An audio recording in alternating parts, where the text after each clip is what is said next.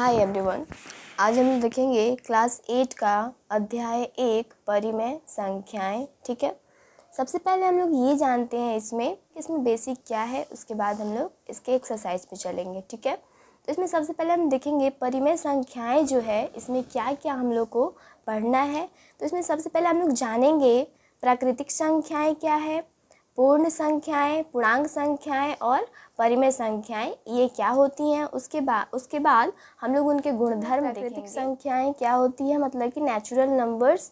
प्राकृतिक संख्याएं हम लोग बोल सकते हैं कि गिनती की संख्या को प्राकृतिक संख्या कहते हैं। ठीक है, जैसे कि हम लोग स्टार्ट करेंगे इसको 1 2 3, मतलब कि एक से स्टार्ट करेंगे, 1 2 3 4। अब जहाँ तक जाए गिनती की संख्याएं वो एक तरह से क्या होंगी, प्राकृतिक संख्याएं। तो हम लोग इसका परिभाषा इस तरह से बोल सकते हैं कि गिनती की संख्याओं को प्राकृतिक संख्या कहते हैं। ठीक है, अब देखते हैं हम लोग पूर्ण संख्या। पूर्ण संख्या क्या होगा, जैसे 1 से हम लोग स्टार्ट कर रहे थे, 1 से स्टार्ट कर रहे थे यहाँ से, तो हम लोग बोल रहे थे कि प्राकृतिक संख्या है। तो प्राकृतिक संख्या में यदि हम लोग शून्य यानी कि 0 को शामिल कर ले तो वो पूर्ण संख्या यानी कि होल नंबर कहलाएगा। तो इसको हम लोग परिभाषित कर सकते हैं कि वह संख्याएं जो 0 से प्रारंभ हो, या प्राकृतिक संख्याओं में यदि हम शून्य को भी सम्मिलित कर लेते हैं, मिला लेते हैं, तो वो एक पूर्ण संख्या कहलाती है। ठीक है, अब देखते हैं पूर्णांक संख्याएं। पूर्णांक संख्याएं में क्या होगा, पूर्णांक संख्याएं जैसे कि जिसमें धनात्मक संख्याएं, धनात्मक जैसे 1 से 1 से स्टार्ट हो रहा था तो प्राकृतिक संख्या था, 0 से स्टार्ट हुआ तो पूर्ण संख्या हो गया।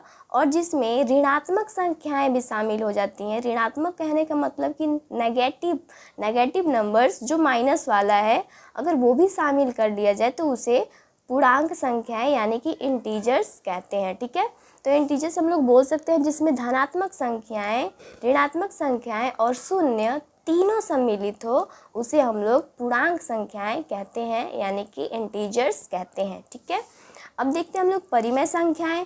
परिमेय संख्याएं क्या होती है, वह संख्याएं या वैसी संख्याएं जिसे p/q के रूप में लिखा जा सके। p/q या कोई लिख सकता है x/y, m/n, जो भी आपको लिखना है, मतलब कि भिन्न के रूप में लिखा जा सके, वो परिमेय संख्याएं कहलाती हैं। बस इसमें एक कंडीशन है कि यहाँ पे q बराबर नॉट इक्वल टू 0, इसमें y बराबर नॉट इक्वल टू 0, यहाँ पे n बराबर नॉट इक्वल टू 0 होना चाहिए, मतलब कि 0 के बराबर नहीं होना चाहिए। अगर किसी भी संख्या में यदि हम लोग 0 से भाग देते हैं तो इसका मान अपरिभाषित आता है। ठीक है, अपरिभाषित कहने का मतलब कि इसका कोई परिभाषा नहीं है, अनडिफाइन होगा। ठीक है ना, तो परिमेय संख्याएं ऐसी संख्याएं जिसे अंश बाई हर के रूप में लिखा जा सके उसे परिमेय संख्याएं कहते हैं। ठीक है, तो ऊपर वाले को हम बोलते हैं अंश और ये नीचे वाला जो है इसे बोलते हैं हर। ठीक है, क्लियर हो रहा है आपको? आई होप आप लोग को ये चारों जो संख्याएं आप लोग को समझ में आ गई होगी। आगे देखते हैं हम लोग इसका गुणधर्म। इसके संख्याओं के 3 गुणधर्म हैं। पहला है समवृत्त या समवरक नियम, मतलब कि क्लोजर लॉ। दूसरा है क्रम भिन्नता, मतलब कि कम्यूटेटिव लॉ। तीसरा है साहचर्यता या सहचारिता, एसोसिएटिव लॉ। ठीक है, अब इनके जो हम लोग संख्याएं जो हम लोग देखे हैं, ये चारों प्राकृतिक संख्याएं, पूर्ण संख्याएं, पूर्णांक और परिमेय, इनके अब हम लोग गुणधर्म देखेंगे, समवरक नियम, क्रम भिन्नता और सहचारिता। ठीक है, तो देखते हैं इनके गुणधर्म। पहला देखेंगे हम लोग समवरक नियम का गुणधर्म। समवरक नियम क्या बोलता है, अगर किसी भी संख्याओं को, इसमें 4 बेसिक है मैथ बनाने का, 4 बेसिक, जैसे कि एक है प्लस, जोड़, घटाव, गुना और भागा। किसी भी हम लोग मैथ को बनाते हैं तो ज़्यादातर यही काम होता है, जोड़ का, घटाव का, गुना और भागा का, यही है ना। तो ये चारों पे हम लोग देखेंगे। जैसे मान लिया कि हम लोग कोई ले लिए पूर्ण संख्या ले लेते हैं, तो किसी भी संख्याओं को अगर हम लोग जोड़ते हैं, ठीक है, जैसे 2 ले लिए और 3, अगर इन दोनों को जोड़ते हैं तो 5 मिला, तो 2 एक पूर्ण संख्या है, 3 भी एक पूर्ण संख्या है। इन दोनों का योग मतलब जोड़ने पे अगर पूर्ण संख्या ही मिलता है तो वो समवरक नियम का पालन कर रहा है, वरना नहीं करेगा। अगर यहाँ पे पूर्ण संख्या ना आके पूर्णांक संख्या आ जाता तो ये समवरक नियम का पालन नहीं करेगा। यहाँ पे तो पूर्ण संख्याएं आया है तो यहाँ पे ये समवरक नियम का पालन करेगा। ठीक है, अब इसी तरह माइनस वाला भी है, जैसे कि 2 में से हम लोग घटाते हैं 3 को, तो यहाँ पे मिलेगा -1, ठीक है। तो यहाँ पे पूर्ण संख्या हो गया 2, यहाँ पे भी पूर्ण संख्या हो गया 3, लेकिन यहाँ पे आ गया -1। अब -1 क्या है, पूर्ण संख्या है कि पूर्णांक संख्या? ऑब्वियसली पूर्णांक संख्या होगा ना, माइनस में हो गया तो पूर्णांक संख्या हो गया, ठीक है। तो ये संवरक नियम का पालन करेगा? नहीं करेगा। तो इसी तरह हम लोग को जोड़ के एक बार गुना करके, एक बार भाग और घटा करके हम लोग को चारों कंडीशन में देखना है कि वो संवरक नियम का पालन कर रहा है कि नहीं। एक बार पूर्ण संख्या रख के देख लेंगे, फिर पूर्णांक संख्या, फिर परिमेय संख्या, प्राकृतिक संख्या, ठीक है। इस तरह से हम लोग रख के इसको जांच करेंगे। अगर उन संख्याओं का जोड़ एक पूर्ण संख्या आता है तो वो संवरक नियम का पालन करेगा, वरना नहीं करेगा, ठीक है। उसी तरह माइनस वाला में भी वही काम करना है। अगर इनको घटाने पे एक पूर्ण संख्या मिल जाता है तो वो संवरक नियम का वो घटाव जो है संवरक नियम का पालन करेगा, वरना नहीं करेगा। इसी तरह हम लोग गुना करके देख लेते हैं। ये भी पूर्ण संख्या, ये भी पूर्ण संख्या है और 6 भी एक पूर्ण संख्या ही आ गया, इसका मतलब ये संवरक नियम का पालन करेगा। इसी तरह भाग करके हम लोग देखेंगे। भाग अगर हम लोग करते हैं तो एक पूर्ण संख्या ही मिल जाए तो वो संवरक नियम का पालन करेगा, वरना नहीं करेगा। अगर हम लोग भाग देते हैं तो कितना आ जाएगा, 1/3, तो आ गया 2/3। ये क्या पूर्ण संख्या है? ये पूर्ण संख्या है, ये तो परिमेय संख्या हो जाएगा। तो ये इसका पालन करेगा? नहीं करेगा, ठीक है ना। ये संख्या, ये पूर्ण संख्या नहीं है तो परिमेय संख्या हो जाएगा, तो ये संवरक नियम का पालन नहीं करेगा, ठीक है ना। इस तरह से हम लोग ये पूर्ण संख्या का मैंने जांच किया है। आप लोग पूर्णांक का इसी तरह जांच कर लीजिएगा, परिमेय का जांच कर लीजिएगा। आई होप आप लोगों को संवरक नियम समझ में आया। तो अब हम लोग आगे बढ़ते हैं क्रम भिन्नता, सेकंड रूल, ठीक है। क्रम भिन्नता में देखते हैं क्या है कि अगर 2 पूर्ण संख्याओं या प्राकृतिक संख्या जो भी है उनको इस तरह से हम लोग ऐड करेंगे, ठीक है। हम लोग एक एग्जाम्पल लेते हैं। क्रम भिन्नता नियम का मतलब यही हम लोग लिख सकते हैं व्यापक रूप इनका कि 2 पूर्णांकों का योग, अगर हम लोग इसको पलट के लिखते हैं उनका भी योग अगर दोनों बराबर आ जाए तो वो क्रम भिन्नता नियम कहलाता है। जैसे ए की जगह पे मैंने 2 ले लिया, बी की जगह पे 3 ले लिया। अब इसको पलट देंगे 3 + 2 करके, ठीक है। दोनों का ऐड यहाँ पे 5 आ गया, दोनों इक्वल आ रहा है, इसका मतलब ये क्रम भिन्नता नियम का पालन करेगा, ठीक है। ये प्लस वाला था, अब माइनस वाला भी इसी तरह लिखेंगे, a - b = b - a।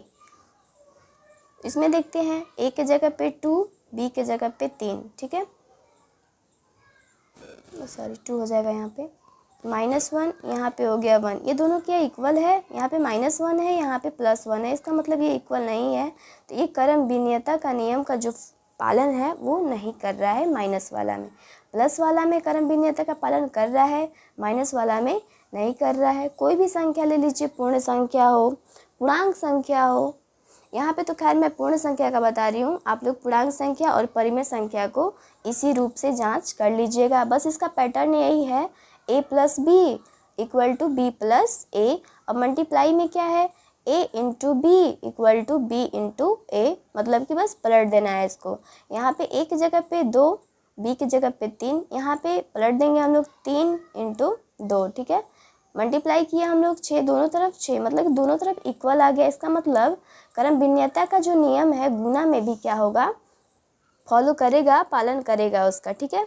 अब डिवाइड में करके देखेंगे तो इसी तरह लिखेंगे a/b = b/a, इस रूप से।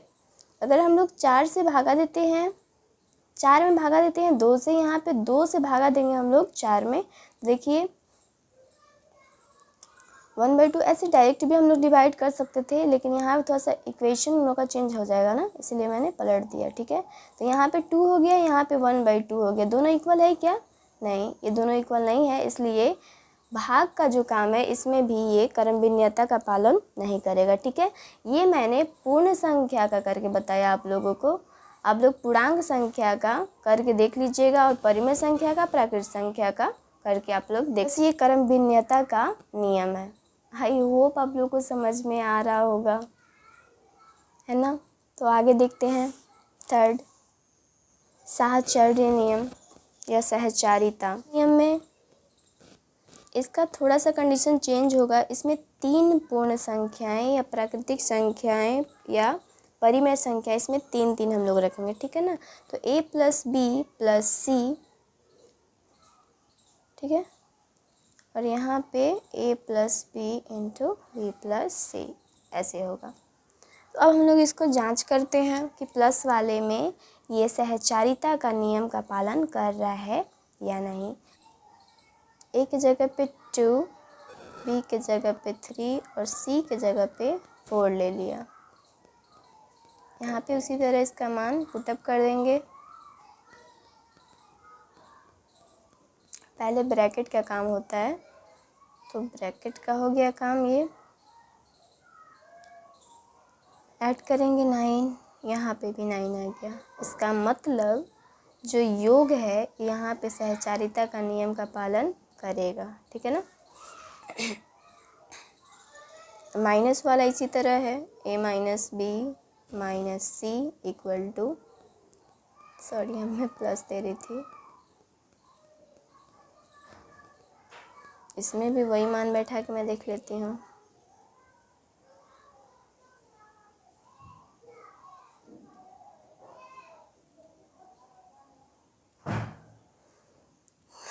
तो 2 में से -3 घटाना है यहाँ पे, तो यहाँ पे हो जाएगा -1 और यहाँ पे -4। 2 माइनस अब 3 में से -4 घटाना है तो -1 हो जाएगा। यहाँ पे -5 हो गया, यहाँ पे माइनस प्लस, तो -5 = 3। इसका मतलब ये दोनों बराबर नहीं है। यहाँ पे -5 और यहाँ पे 3 है, तो ये बराबर नहीं है। तो मतलब जो साहचर्यता का नियम है वो घटाओं में पालन नहीं कर रहा है, ठीक है। ठीक है, इस तरह से सब यहाँ पे जांच करके दिखा दिया है। यहाँ पे भाग है, गुना करके, देखिए यहाँ पे गुना करके दिखाया है, यहाँ पे भाग करके दिखाया है कि कहाँ पे सहचारिता का पालन कर रहा है। अगर 3 पूर्ण संख्याएं या पूर्णांक संख्याएं हैं, दोनों तरफ अगर इक्वल आ रहा है तो वो सहचारिता का नियम का पालन करेगा, वरना नहीं करेगा, ठीक है। योग तत्समक, योज्य तत्समक में क्या बोलता है? योज्य तत्समक क्या होगा? अगर किसी भी संख्या में, मान लिया कि कोई संख्या a हो गया, इसमें मैंने 0 को जोड़ा, ठीक है। कोई भी संख्या है उसमें हमने 0 को जोड़ा या 0 में हमने कोई संख्या जोड़ा, वही संख्या प्राप्त हो जाएगा, ठीक है। कहने का मतलब अगर किसी संख्या हम लोग 0 जोड़ते हैं या 0 में कोई संख्या जोड़ते हैं तो हम लोग को लास्ट में जो रिजल्ट आएगा वही संख्या ही हम लोग को मिलेगा, ठीक है। एग्जाम्पल देखते हैं। अगर 4 में हम लोग 0 जोड़ दें या 0 में 4 जोड़ दें, हम लोग को मिलेगा कितना? 4 ही मिलेगा, मतलब 4 ही मिलेगा, ठीक है। तो इसे बोलते हैं योज्य तत्समक। हम लोग बोल सकते हैं कि सभी संख्याओं के योग के लिए 0 एक योग तत्समक है, ठीक है। जो 0 है ये योग तत्समक है, मतलब किसी भी संख्या में अगर हम लोग 0 को जोड़ते हैं, ऐड करते हैं, तो हमें वही संख्या प्राप्त होती है। तो ये योज्य तत्समक कहलाता है, ठीक है। आगे हम लोग देखेंगे गुणात्मक तत्समक। अब गुणात्मक तत्समक में क्या होगा? किसी भी संख्या में, मान लिया मैंने एक संख्या ले लिया a, उसमें मैंने गुना किया 1 से, ठीक है, या कोई संख्या 1 है उसमें मैंने गुना किया a से। इन दोनों कंडीशन में हमें वही संख्या प्राप्त होगी जिससे मैंने गुना किया था, क्लियर। तो मैंने इस यहाँ पे एग्जाम्पल लेके मैं बताती हूँ आप लोग को। जैसे यहाँ पे ले लिया मैंने 5 में 1 से गुना करें या 1 में 5 से गुना करें, रिजल्ट हमें क्या मिलेगा? 5 ही मिलेगा। तो हम लोग बोल सकते हैं कि 1 जो है एक गुणात्मक तत्समक है, क्योंकि इसमें 1 से किसी भी संख्या में अगर हम लोग गुना करते हैं तो वो वही संख्या हम लोग को प्राप्त होता है, ठीक है। तो ये गुणात्मक तत्समक है, ठीक है। योग तत्समक जिसमें हम लोग किसी भी संख्या में 0 जोड़ रहे हैं तो वही संख्या प्राप्त हो जाए। योज्य तत्समक हो गया, और किसी संख्या में हम लोग 1 से गुणा करते हैं तो वही संख्या मिल रहा है, इसका मतलब ये गुणात्मक तत्समक हो गया, क्लियर। अब हम लोग देखेंगे योज्य प्रतिलोम। अब ये योज्य प्रतिलोम क्या है? योज्य प्रतिलोम का मतलब क्या होता है? प्रतिलोम का मतलब ही क्या होगा? उल्टा, ठीक है, उसका अपोजिट। तो हम लोग बोल सकते हैं योग प्रतिलोम क्या है? ऐसी दो संख्याएं जिनका योग शून्य हो, ठीक है। वैसी दो संख्याएं जिनका योग शून्य हो उसे योज्य प्रतिलोम कहते हैं, ठीक है। ये इसका परिभाषा हो गया। अब हम लोग देखते हैं कि जैसे मान लिया कोई संख्या मैंने 2 ले लिया, अब इसका योज्य प्रतिलोम क्या होगा? योज्य प्रतिलोम इसका -2 हो जाएगा। अब इसका हम लोग जांच करते हैं। कोई संख्या हमने 2 लिया, इसका योज्य प्रतिलोम -2 हो गया। इन दोनों को जोड़ने पर हमें कितना प्राप्त होना चाहिए? 0 प्राप्त होना चाहिए। तब ये जो -2 है जो है 2 का योज्य प्रतिलोम कहलाएगा, या -2 का जो है 2 योज्य प्रतिलोम कहलाएगा। मतलब एक दूसरे के ये योग प्रतिलोम होंगे, ठीक है। तो इन दोनों संख्याओं को हम लोग जोड़ते हैं तो क्या मिलेगा हमें? 0, ठीक है।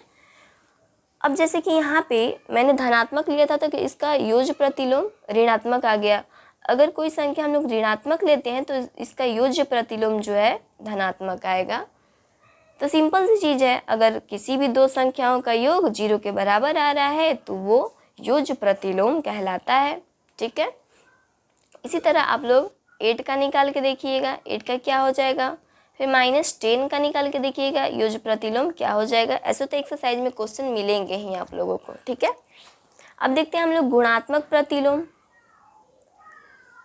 गुणात्मक प्रतिलोम क्या होगा?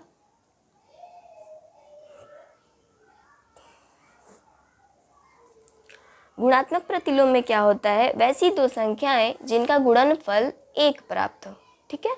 वैसी संख्याएं जिनका गुणनफल 1 प्राप्त हो गुणात्मक प्रतिलोम कहलाता है। ये आप लोग को बेसिक जानना जरूरी है, क्योंकि अगर आप लोग एक्सरसाइज स्टार्ट करेंगे तो आपका सभी क्वेश्चन, मैं उम्मीद करती हूँ कि आपका सभी क्वेश्चन सॉल्व हो जाएगा, इतना मतलब इसका इंट्रोडक्शन देखने के बाद, ठीक है ना। तो गुणात्मक प्रतिलोम क्या मैंने बताया था कि दो संख्याओं का गुणनफल अगर 1 प्राप्त होता है तो वो गुणात्मक प्रतिलोम है। जैसे कि हम लोग 2 को ही लेते हैं एग्जाम्पल्स में, उदाहरण में 2 लेते हैं। 2 का गुणात्मक प्रतिलोम क्या हो जाएगा? 1/2 या 1/2, ठीक है। अब इन दोनों को गुणा करके हम लोग जांच करते हैं कि रियल में ऐसा हो रहा है या नहीं। तो संख्या मैंने 2 लिया था, दूसरी संख्या इसका योज्य गुणात्मक प्रतिलोम 1/2 ले लिया, ये कैंसिल होकर कितना आ गया? 1। तो मैंने बताया था पहले ही कि दो संख्याओं का गुणनफल अगर 1 प्राप्त होता है तो वो उसका गुणात्मक प्रतिलोम कहलाता है, ठीक है। तो 2 का योगात्मक प्रतिलोम क्या हो जाएगा? 1/2, और 1/2 का गुणात्मक प्रतिलोम क्या हो जाएगा? 2, ठीक है। तो जैसे मैंने 3 का गुणात्मक प्रतिलोम मुझे निकालना है तो क्या हो जाएगा? 1/3, ठीक है। अगर मुझे 1/5 का गुणात्मक प्रतिलोम निकालना है तो कितना हो जाएगा? 5। आप लोग कंफ्यूज नहीं होइएगा, योज्य प्रतिलोम में बस साइन चेंज हो रहा है, प्लस है तो माइनस, माइनस है तो प्लस, ठीक है। अब यहाँ पे गुणात्मक प्रतिलोम में क्या हो रहा है? जैसे 2 है तो 1/2, 3 है तो 1/3, 1/5 है तो 5, ठीक है। समझ में आ रहा है? अगर माइनस में दे दिया तो -2 है तो क्या हो जाएगा? 1/2, लेकिन माइनस ही होगा, ठीक है ना। तो बेसिक आप लोग का कंप्लीट हुआ। आशा करती हूँ कि आप लोग को बेसिक समझ में आ गया होगा अच्छे से। अगर बेसिक आप लोग को समझ में आ गया होगा तो प्रश्नावली 1.1 सब आराम से बन जाएगा, ठीक है। तो देखते हैं इसमें क्वेश्चन नंबर 1, निम्नलिखित में से प्रत्येक के योज्य प्रतिलोम लिखिए। योज्य प्रतिलोम मैंने बताया था कि दो संख्याओं का योग क्या होना चाहिए? 0 होना चाहिए।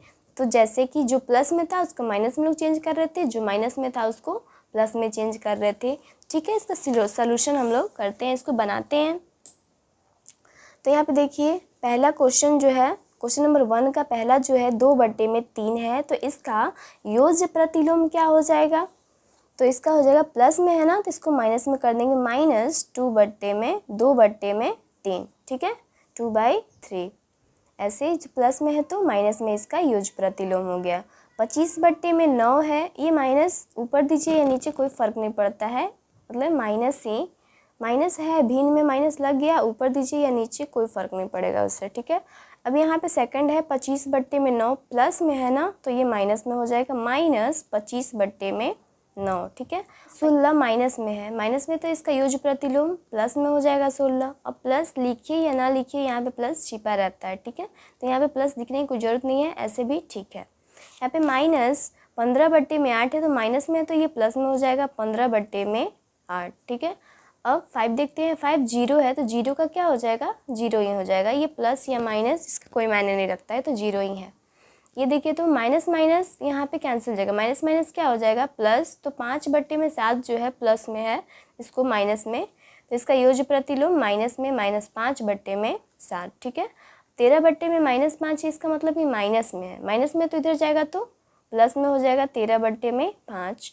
अब ये 2/15 माइनस में है, इधर जाएगा तो प्लस में 2/15। क्लियर हो रहा है। क्वेश्चन नंबर ये कंप्लीट हुआ, क्वेश्चन नंबर 1। अब देखते हैं क्वेश्चन नंबर 2। क्वेश्चन नंबर 2 में है निम्नलिखित सारणी के खाली स्थान को भरिए, ठीक है। तो इसमें खाली स्थान भरना, यहाँ पे संख्या दिया हुआ है, यहाँ पे गुणन प्रतिलोम। गुणन प्रतिलोम का मतलब मैंने बताया था, गुणन प्रतिलोम का मतलब वैसी दो संख्याएं जिन्हें गुणा करने पे एक प्राप्त हो, तो ठीक है। तो वैसी संख्याएं गुणन प्रतिलोम कहलाती है। जैसे एक आप लोग एग्जाम्पल भी देके समझाया है कि -13 है, तो -13 इसका अपोजिट क्या होगा। जैसे कि हम लोग बोलते हैं -13 जो है इसके नीचे क्या छिपा है, 1 छिपा है, तो इसका अपोजिट क्या हो जाएगा, 1/-13, ऐसे, ठीक है।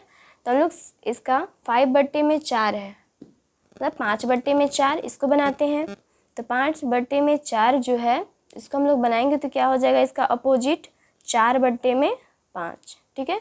ये कैंसिल होके एक आ जाएगा गुना करने पे, ठीक है ना। अब ये जो है 4/-7 है, तो इसका क्या हो जाएगा अपोजिट, -7/4, ठीक है। अब यहाँ पे -5/8 है, यहाँ माइनस कैंसिल भी हो जाएगा। अगर माइनस माइनस कैंसिल हो जाएगा मतलब कि प्लस हो जाएगा, तो इसका अपोजिट क्या हो जाएगा, 8/5 इसका गुणात्मक प्रतिलोम हो जाएगा, ठीक है ना। अब यहाँ पे -1 है, ठीक है, -1 है तो इसके नीचे क्या छिपा है, 1, तो इसको अगर हम लोग लिखते हैं तो -1 ही हो जाएगा इसका योग प्रतिलोम।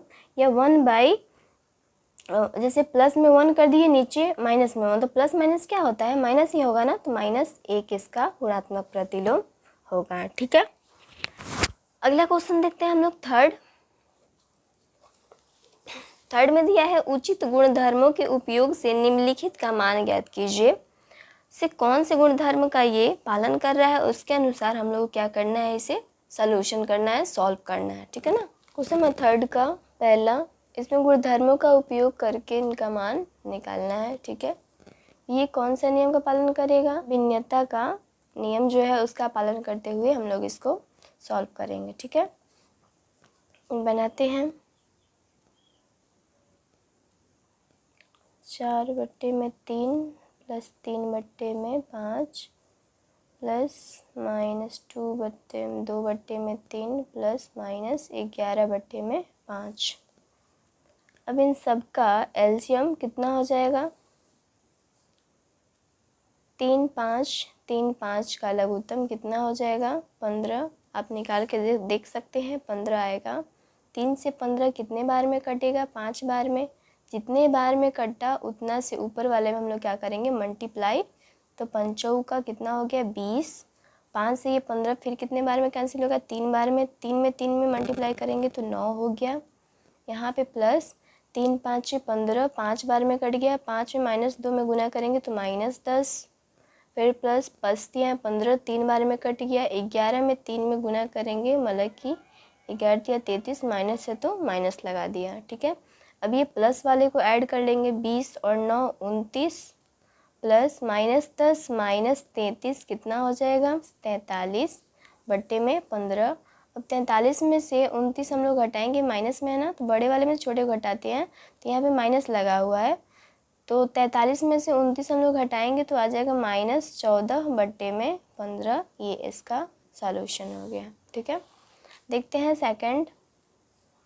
सेकंड में 2/5 गुने -3/7 -1/6 इंटू 3/2 प्लस 1/14 इंटू 2/5। ये वितरण नियम का पालन करते हुए बनाएगा, ठीक है। वितरण नियम का पालन करते हुए हम लोग इसको बनाएंगे। 2/5 इंटू -3/7, 2/5 इसमें भी है, 2/5 इसमें भी है, दोनों को एक साथ कर लेते हैं। 1/14 इंटू 2/5 ये बच गया, तो -1/6 गुने 3/2। इन लोगों को मैंने साथ क्यों किया, क्योंकि 2/5 इसमें भी था और 2/5 इसमें भी था। दोनों को कॉमन करने के लिए, मतलब दोनों से उभयनिष्ठ जो है उसको निकालने के लिए, ठीक है। 2/5 इन दोनों में हम लोग को दिख रहा है, इसको हम लोग निकाल लेंगे। यहाँ से 2/5 हमने निकाल दिया तो बचा क्या, -3/7। और यहाँ से भी अगर 2/5 हम लोग निकाल लिए यहाँ पे, तो बच गया क्या, 1/14, ठीक है ना। और यहाँ पे तो पहले से ही है, तो इसको मल्टीप्लाई कैंसिल हो सकता है, 3 से 6 2 बार में, तो ऊपर क्या बचा 1 और नीचे 2 दूनी का 4, ठीक है। अब इसको हम लोग सॉल्यूशन करते हैं।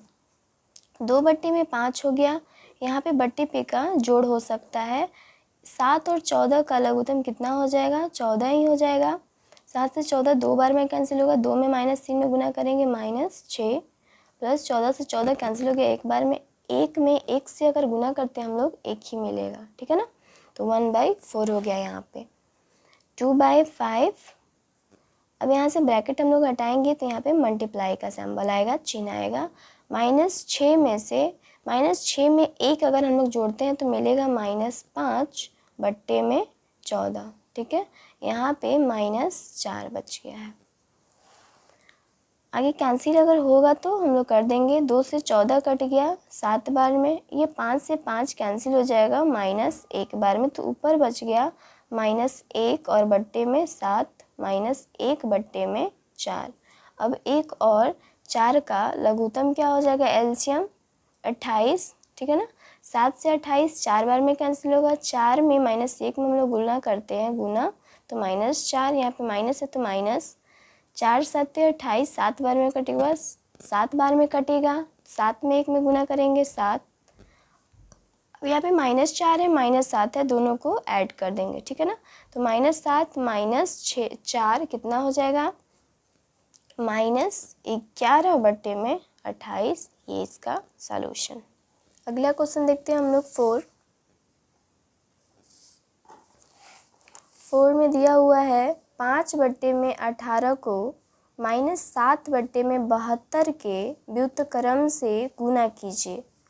5/18 हो गया को, मतलब इसमें गुना करना है -7/72 के व्युत्क्रम से।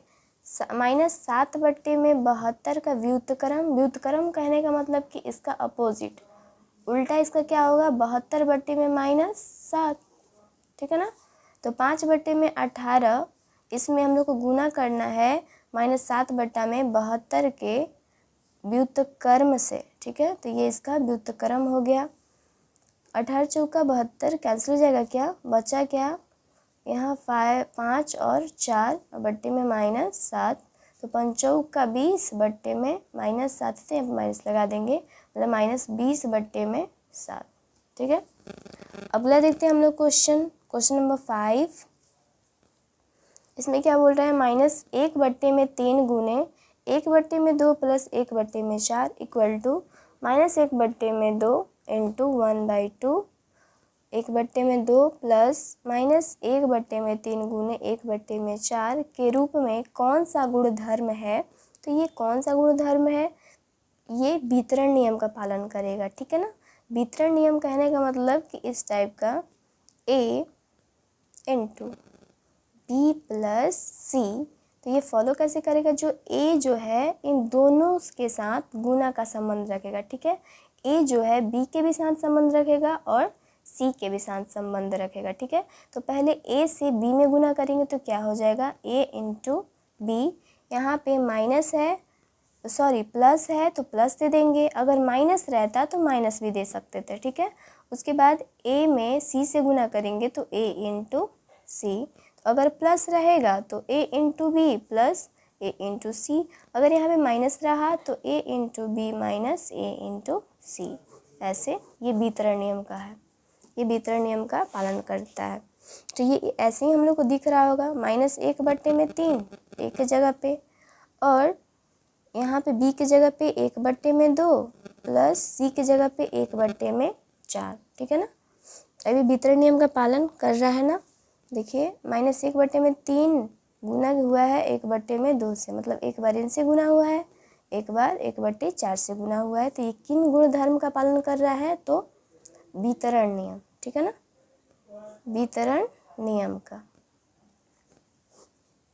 क्वेश्चन नंबर 6 में दिया है, क्या -1/1/8 का गुणात्मक प्रतिलोम 8/9 है? कारण सहित उत्तर दीजिए। -1/1/8 का गुणात्मक प्रतिलोम 8/9 है या नहीं। गुणात्मक प्रतिलोम कैसे जांच करेंगे? अगर किसी संख्या को किसी अन्य संख्या से गुना करते हैं तो दोनों का गुणनफल 1 आना चाहिए। अगर 1 आ जाता है तो वो उसका गुणात्मक प्रतिलोम है, अगर 1 नहीं आता है तो वो उसका गुणात्मक प्रतिलोम नहीं है। सबसे पहले इसका पूर्णांक हम लोग तोड़ेंगे। पूर्णांक तोड़ने के लिए इन दोनों में गुना होता है, ये ऊपर वाला प्लस हो जाता है। 8 में 1 से गुना करेंगे, 8 और 1 9, 9/8, ये माइनस है तो माइनस लगा देंगे। का मतलब गुना 8/9, ये कैंसिल हो जाएगा। बच गया क्या? यहाँ पे माइनस है अभी, तो -1 बच गया। 1 तो आया नहीं, माइनस से 1 आ गया। इसका मतलब ये गुणात्मक प्रतिलोम नहीं है। कारण देना है तब लोग लिख सकते हैं, क्योंकि इन दोनों संख्याओं का गुणात्मक प्रतिलोम 1 नहीं आया, गुणात्मक मान 1 नहीं आया, इसलिए ये गुणात्मक प्रतिलोम नहीं है। दोनों का गुणनफल 1 आया ही नहीं, तो ये गुणात्मक प्रतिलोम नहीं होगा, ठीक है। क्वेश्चन नंबर 7 देखते हैं। क्वेश्चन नंबर 7 में है, क्या 3/1/3 का गुणात्मक प्रतिलोम 0/3 है क्यों और क्यों नहीं? अगर है तो क्यों, अगर नहीं है तो क्यों नहीं, ठीक है ना। तो 3/1/3 का गुणात्मक प्रतिलोम 0.3 है या नहीं। गुना करने पे 1 आ रहा है या नहीं, इसको जांच करते हैं। सबसे पहले इनका पूर्णांक तोड़ेंगे। 3 3 में गुना करेंगे 9 और 1 प्लस हो जाएगा, कितना हो गया 10/3। अब यहाँ से दशमलव अगर हम लोग हटाते हैं, दशमलव की जगह पे 1, दशमलव के बाद एक संख्या है तो 1 0, 10 से 10 कैंसिल, 3 से 3 कैंसिल, कुछ नहीं बचा तो मतलब 1। ये गुणात्मक प्रतिलोम है, क्योंकि इन दोनों का जो गुणनफल है 1 आ रहा है, इसका मतलब ये गुणात्मक प्रतिलोम है। पूछ रहा है क्यों और क्यों नहीं, तो है तो हम लोग बोल सकते हैं क्योंकि इन दोनों संख्याओं को गुणात्मक प्रतिलोम 1 आ रहा है, इसलिए ये गुणात्मक प्रतिलोम है, ठीक है। ये क्लियर हो गया आप लोगों को। आगे देखते हैं क्वेश्चन नंबर 8 में दिया है, निम्नलिखित को वितरण नियम की सहायता से हल कीजिए। ये जो क्वेश्चन दिया है इसको वितरण नियम से सॉल्व करना है। पहला है -3/4 का 2/3 प्लस -5/6, ठीक है ना। इसको हम लोग वितरण नियम से सॉल्व करते हैं। वितरण नियम मैंने बताया था आपको कि A × B + C, या यहाँ पे माइनस भी हो सकता है। हम लोग गुना करेंगे क्या, A में पहले B से, तो A गुने B, प्लस है तो प्लस, माइनस है तो माइनस, फिर A में C से गुना करेंगे तो A गुने C। इसी रूल पे हम लोग को बनाना है, ठीक है। तो ये मान लीजिए कि A हो गया, ये हमारा B हो गया, तो पहले इन दोनों में गुना करेंगे हम लोग। तो -3/4 गुने 2/3, यहाँ पे प्लस है तो प्लस दे दिए, फिर -3/4 और -5/6 से गुना करेंगे, तो -3/4 × -5/6, ठीक है। अब जो कैंसिल होने लायक है उसको कैंसिल कर देंगे। 2 से 4 कैंसिल हो गया 2 बार में, 3 से 3 कैंसिल हो गया 1 बार में, ये 3 से 6 कैंसिल हो जाएगा 2 बार में, ये तो कैंसिल होगा नहीं। तो बचा क्या, यहाँ बचा -1, नीचे कितना हो गया 2, यहाँ पे ये 3 से कैंसिल हो गया है 1 बार में, मतलब माइनस है, तो माइनस माइनस कितना हो गया +5, और बट्टे में 4 दूने का 8, ठीक है। अब बट्टे पे का इसको जोड़ कर देंगे, 2 और 8 का एलसीएम लघुत्तम 8 हो गया। 2 से 8 कितने बार में कट जाएगा? 4 बार में। 4 में -1 में गुना करेंगे -4। 8 से 8 कट गया 1 बार में, तो 1 में 5 में गुना करेंगे 5। अब 5 में से -4 घटाएंगे तो 1/8, ये इसका आंसर हो गया। ठीक है, इसी तरह सेकंड वाला भी बनाना है आपको। आप लोग कोशिश कीजिएगा सेकंड वाला बनाने का, तो मैं इसको सॉल्यूशन कर ही देती हूँ। +3/10। ठीक है, इसको भी इसी तरह से बनाना है। पहले इन दोनों में गुना करेंगे 5/6 गुने -2/5 प्लस है तो प्लस 5/6 गुने, फिर अब इसमें गुना करेंगे 3/10। ठीक है, 5 से 5 कैंसिल, 2 से 6 3 बार में कैंसिल हो जाएगा और ये 2 बार में। ठीक है, यहाँ बच गया क्या? -1/3 प्लस है तो प्लस, यहाँ पे ऊपर कुछ नहीं बचा है तो 1 बचेगा। 2 2 4 हो गया। 3 और 4 का लघुत्तम 12, 3 चौका 12 कैंसिल हो जाएगा। 4 में -1 में गुना करेंगे -4, चढ़ते हैं 12, 3 में 1 में गुना करेंगे 3। अब -4 में से -4 में 3 प्लस करेंगे तो बचेगा -1/12। ये इसका सलूशन हो गया। देखिए क्वेश्चन नंबर 9, निम्नलिखित कॉलम ए को कॉलम बी के उचित नियम को मिलाइए। कॉलम ए यहाँ पे दिया हुआ है उदाहरण और कॉलम बी में इसका नियम दिया हुआ है। यहाँ पे जो एग्जाम्पल दिया है वो कौन सा नियम का पालन कर रहा है, ये चीज़ हम लोग को बताना है। ठीक है, तो यहाँ पे है -1/2 प्लस 3/4 और यहाँ पे 3/4 प्लस -1/2। ये एक तरह से इस टाइप का है। देखिए a + b बराबर b + a, उल्टा है ना। जैसे एक जगह पे -1/2, b की जगह पे 3/4, तो यहाँ पे b की जगह पे 3/4 प्लस एक जगह पे -1/2 ऐसे है। इसका मतलब a + b बराबर b + a। ये कौन सा नियम का पालन कर रहा था? क्रम भिन्नता। याद है आपको, मैंने पीछे बताया था ये क्रम भिन्नता का नियम का पालन कर रहा है। ऐड वाला है तो योग का क्रम भिन्नता का नियम का पालन कर रहा है।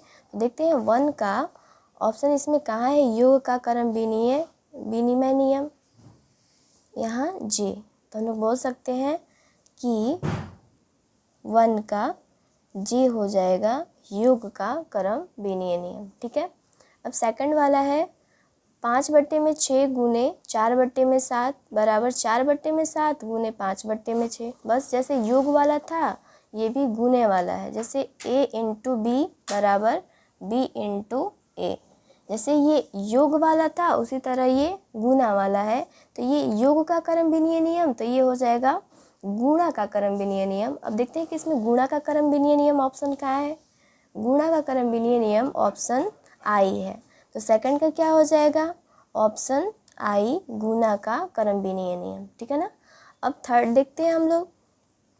थर्ड में ये 3 वाला है तो ये तो क्लियर हो रहा है कि ये साहचर्य नियम वाला है। ए, बी और सी ये साहचर्य नियम को पालन करेगा। ठीक है, तो साहचर्य नियम क्या था? a + b + c = a + b + c, इस रूप में था। जस्ट ऐसे ही दिख रहा है क्या? -1/2 प्लस 2/5 प्लस 3/10 बराबर जस्ट इसका अपोजिट, बस ब्रैकेट इसका चेंज है। तो ये कौन सा नियम में हो रहा था? योग का साहचर्य नियम। ठीक है ना, ये जोड़ वाला है तो योग, अगर गुणा वाला होता तो गुणा का। ठीक है, तो ये योग का साहचर्य नियम ऑप्शन कितना हो जाएगा इसमें? योग का साहचर्य नियम मतलब कि H, तीसरा का H। ओके, अब देखते हैं चौथा। चौथे में दिया है 1/4 प्लस 3/8 बराबर 5/8। अगर कोई परिमेय संख्या में हम कोई परिमेय संख्या जोड़ते हैं तो हमें परिमेय संख्या ही प्राप्त होता है। इसका मतलब ये कौन सा नियम था? समवर्ग नियम। आपको याद होगा, अगर किसी पूर्ण संख्या में जैसे 2 + 5 ये वाला मैंने बताया था बराबर 7, इसका मतलब कोई पूर्ण संख्या में अगर हम पूर्ण संख्या को जोड़ते हैं, पूर्ण संख्या ही मिल रहा है, तो वो समवर्ग नियम का पालन कर रहा था। जस्ट वही है, लेकिन यहाँ पे p/q के रूप में है तो परिमेय संख्या हो गया, ठीक है। तो चौथा का क्या हो जाएगा, समवर्क नियम, मतलब कि f समवर्क नियम ये फॉलो करेगा। तो इसका हो जाएगा चौथा का f। अब देखते हैं पाँचवा में दिया है 5 गुने 1/2 गुने 3/4, मतलब कि जैसे ये योग वाला था उसी तरह ये गुना वाला है, मतलब a गुने b गुने c, यहाँ पे ब्रैकेट लगा दीजिए, और यहाँ पे a गुने b गुने c यहाँ पे ब्रैकेट लग गया। तो मतलब ये भी साहचर्य गुण का ही पालन करेगा, लेकिन यहाँ पे गुना वाला है तो गुणा का, यहाँ पे योग वाला था तो योग का। तो क्वेश्चन नंबर 5 में गुना वाला है तो गुने का साहचर्य नियम है क्या, यहाँ पे गुना का साहचर्य नियम, इसका मतलब 5 का ऑप्शन सी गुना का साहचर्य नियम, ठीक है। अब यहाँ पे 6 देखते हैं, किसी संख्या में अगर हम 0 को जोड़ते हैं तो वही संख्या हमें प्राप्त होता है। ये कौन सा था, जैसे a में हम लोग कोई 0 संख्या को जोड़ते हैं तो हमें वही संख्या प्राप्त हो रहा है, इसका मतलब ये कौन सा नियम का फॉलो करेगा, योज्य तत्समक, इसमें है ऑप्शन ए, मतलब कि योज्य तत्समक। किसी भी संख्या में अगर हम लोग 0 जोड़ते हैं तो 0 ही प्राप्त होता है, इसका मतलब वो कौन सा नियम का पालन करेगा, योज्य तत्समक, ठीक है। अब देखते हैं क्वेश्चन नंबर 7 में किसी संख्या में 1 से गुना करते हैं तो हमें वही संख्या प्राप्त होता है, ये क्या है, तो ये गुणात्मक तत्समक, ठीक है। ये चीज़ भी, ये बी हो गया गुणात्मक प्रतिलोम, जैसे किसी भी संख्या में 1 से अगर गुना करते हैं हम लोग तो वही संख्या प्राप्त हो। आगे है 8 में देखिए 5/2 इंटू 1/3 प्लस 2/4, फिर यही एक बार 1/3 से गुना और एक बार 2/5 से गुना, इसका मतलब ये क्या है, वितरण नियम का पालन कर रहा है। वितरण नियम ऑप्शन ई वितरण नियम, ठीक है ना। वितरण नियम मैंने यहाँ पे समझाया था पीछे वाला क्वेश्चंस में, क्वेश्चन नंबर 8 में, ठीक है ना। ये देखते हैं क्वेश्चन नंबर 9। क्वेश्चन नंबर 9 में क्या है, 5/3 गुने 3/5 बराबर 1। तो वैसी दो संख्याएं जिनका गुणनफल 1 प्राप्त हो तो वे क्या था, गुणात्मक प्रतिलोम, है ना। किसी भी दो संख्याओं का गुणनफल अगर 1 प्राप्त होता है तो वो क्या था, गुणात्मक प्रतिलोम। गुणात्मक प्रतिलोम इसका मतलब ऑप्शन जी, ठीक है। अब 10 देखते हैं, -7/4 प्लस 7/4, तो इसका 0 प्राप्त हो रहा है, मतलब किसी भी संख्या का योज्य प्रतिलोम, इन दोनों संख्याओं का योग अगर 0 आ रहा है तो वो योज्य प्रतिलोम का पालन करेगा, इसका मतलब ऑप्शन डी।